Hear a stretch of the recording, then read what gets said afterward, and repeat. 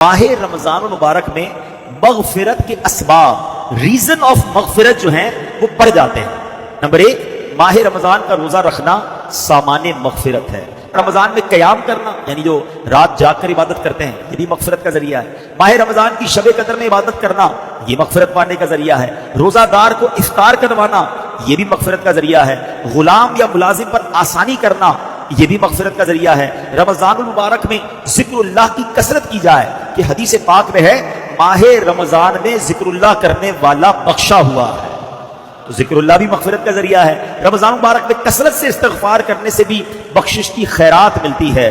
اللہ اکبر، ذرا سوچئے، اتنے سارے ریزن، اتنے سارے اسباب ہیں ماہ رمضان میں، یعنی رمضان تو ہمیں بخشوانے آ رہا ہے، ہم پر مہربانی کی جا رہی ہے، ہمیں چانس دیا جا رہا ہے کہ اے میرے گناہگار بندو، وہ مہینہ آنے والا ہے کہ تمہاری بخشش کے لیے ہے، تو ہمیں ماہ رمضان میں خوب عبادت کرنی ہے۔ اے میرے پیارے اسلامی بھائیوں، ماہ رمضان میں اب جب مغفرت کے اسباب ہم نے سنے نا، تو ہم نے کیا کیا کرنا ہے یہ ذرا غور کریں۔ سب سے پہلے تو کام یہ کرنا ہے کہ ماہ رمضان کے آنے سے پہلے ہم پکی سچی توبہ کر لیں، تاکہ گناہوں سے بالکل پاک اور صاف ہو کر رمضان المبارک کا استقبال کر پائیں۔ ماہ رمضان میں دوسرا کام کیا کریں کہ دن کا روزہ اور رات کا قیام یعنی تراویح اور نوافل ہرگز نہ چھوڑیں۔ دوسرا کام یہ ٹارگٹ لے لیں۔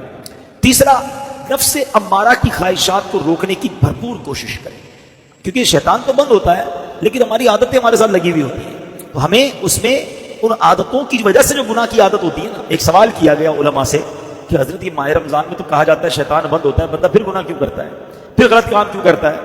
بڑا پیارا علماء نے جواب دیا کہ سائیکل پر پیڈل مارو، مارتے رہو تو چلتی رہتی ہے، پھر اس کے بعد بہت سارے پیڈل مار کے روک دو، پھر بھی کافی دیر تک چلتی رہتی ہے۔ فرمایا 11 مہینے شیطان نے اتنے پیڈل چلا دیے ہیں کہ باقی 1 مہینے کی بندے کی گناہوں کی سائیکل ویسی چلتی رہتی ہے، تو سائیکل رکے گی کیسے جب بریک لگاؤ گے؟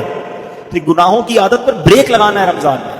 ابھی سے تیاری شروع کر دو، یا رمضان میں فلمیں نہیں دیکھوں گا، رمضان میں گناہ نہیں کروں گا، رمضان میں جھوٹ نہیں بولوں گا، ابھی سے چھوڑو نا بھائی، رمضان تک کیوں انتظار ہے؟ ماہ رمضان کے استقبال میں گناہوں کو چھوڑنے کی ہمیں عادت ڈالنی چاہیے۔ اچھا، ماہ رمضان میں ایک اور آپ نے کام یہ کرنا ہے کہ پورے دن میں تمام دنیاوی خیالات سے پاک ہو کر، سارے کاموں سے فارغ ہو کر بے شک تھوڑی دیر ایسی رکھنی ہے جو صرف اللہ کا ذکر کرنا ہے، درود پاک پڑھنا ہے۔ ذکر اللہ والوں کی مغفرت ہے نا، تو اس کو ٹارگٹ کرنا ہے نا، حاصل کرنی ہے مغفرت۔ پھر فرمایا غریبوں اور مسکینوں کا خیال رکھیں۔ ماہ رمضان میں غریبوں پر وسعت کریں، غریبوں پر خرچ کریں، لوگوں کے ساتھ اچھا برتاؤ کریں۔ پھر ماہ رمضان میں ایک اور کام یہ کرنا ہے کہ خوب تلاوت کرنی ہے۔ ماہ رمضان تو ہے ہی نزول قرآن کا مہینہ نا، خوش نصیب لوگ میں نے دیکھا ہے کہ خوب تلاوت کرتے ہیں۔ کوشش کریں، اللہ توفیق دے تو 3 بار قرآن ختم کر لیں، 3 بار نہ کر سکے تو کم از کم 1 بار تو ختم قرآن رمضان میں اپنی تلاوت سے کریں۔ امام صاحب تراویح میں سنائیں گے وہ الگ ہے، مگر ہم اپنی تلاوت سے کم از کم 1 بار قرآن